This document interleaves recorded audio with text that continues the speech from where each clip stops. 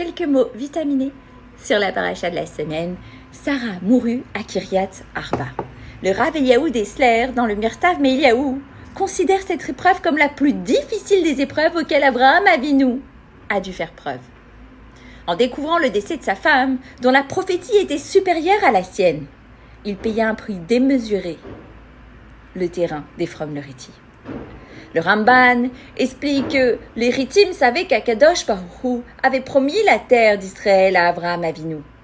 Et malgré cela, ils firent tout pour empêcher l'installation éternelle d'Abraham Avinu, en prétextant qu'une loi municipale interdit de donner une tombe à un étranger.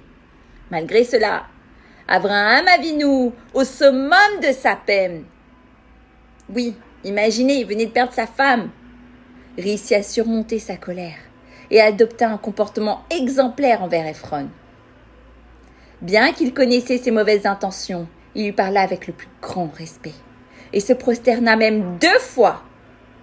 Les sages enseignent que l'homme a le devoir de se dire quand mes actions rejoindront-elles celles de nos patriarches.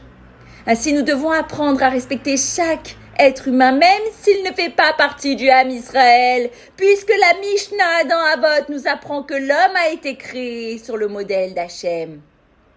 Comme Abraham Avinu, nous devons nous efforcer de ne pas faire souffrir notre prochain à cause de notre peine. Et ceci est valable même si notre interlocuteur n'est pas fréquentable, tel Ephron, que les sages nomment Racha.